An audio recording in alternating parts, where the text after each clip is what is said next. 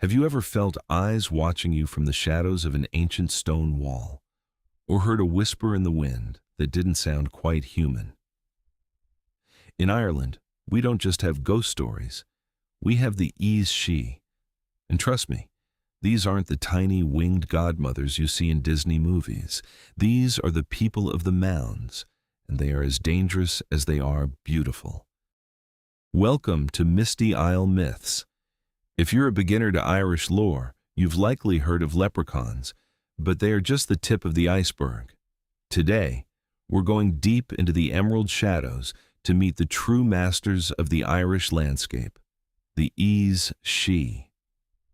By the end of this video, you'll know how to survive an encounter with a shape-shifting Puka, why you should never, ever disturb a fairy ring, and the heartbreaking mystery of the Changelings. Let's step into the Otherworld. To understand Irish spirits, you have to understand where they came from. Long before humans ruled Ireland, legend says it belonged to the Tuatha Dé Danann, a race of godlike beings with incredible magical powers. When they were eventually defeated in battle by the ancestors of the modern Irish people, a treaty was struck. The humans got the world above ground, and the Tuatha Dé Danann agreed to live. Underneath it, they retreated into the hollow hills and ancient burial mounds known as Sida, pronounced she. This is why they are called the Aos Sí, the people of the Mounds. They aren't gone. They are just on the other side of a very thin veil. They have their own kingdoms, their own wars, and their own laws. And if you accidentally break one of those laws by, say, cutting down a lone hawthorn tree in the middle of a field, you might find your luck turning very sour very fast.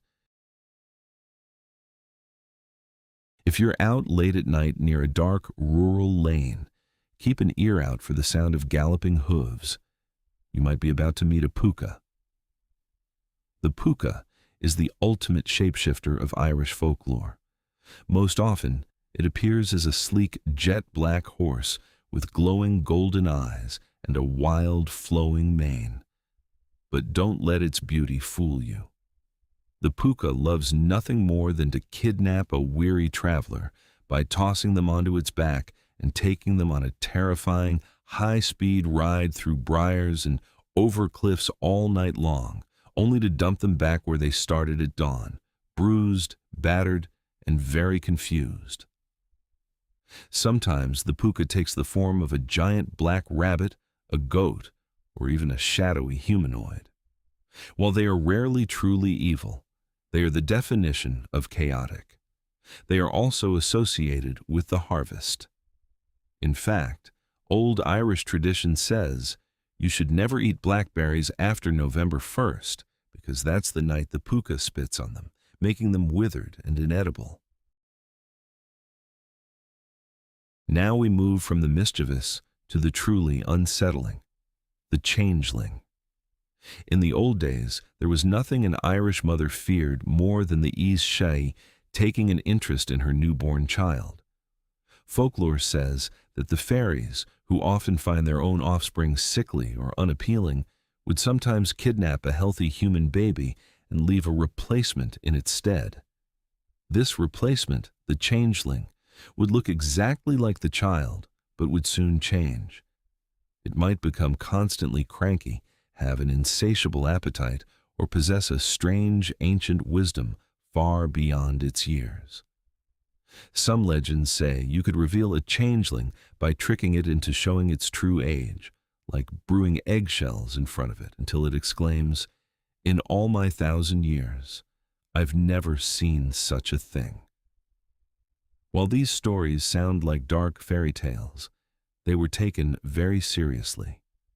They were often a way for ancient people to explain illnesses or behaviors they didn't yet understand, but the fear of being away with the fairies was a very real part of daily life. So, how do you stay safe in a land filled with invisible, magical neighbors? The Irish had a list of rules that many still follow today, sometimes without even realizing it. First, iron is your best friend. The Aos Sí absolutely loathe cold iron. Hanging a horseshoe over your door isn't just for luck, it's a barrier to keep the good people out. Second, never call them fairies. To do so is considered rude and might draw their unwanted attention. Instead, use respectful titles like the gentry, the good people, or the neighbors. Third, respect the fairy paths. Even today, in modern Ireland, you will see motorways that have been built with strange curves or detours. Often, this is because a local farmer or worker refused to destroy a fairy fort or an ancient skeag whitethorn tree. They believe that blocking a fairy path leads to nothing but misfortune and bad luck for generations. It's better to add 5 miles to a road than to anger the Aos Sí. The world of the Aos Sí is vast, and we've only just scratched the surface. Which of these creatures do you find the most fascinating or the most terrifying? Let me know in the comments below.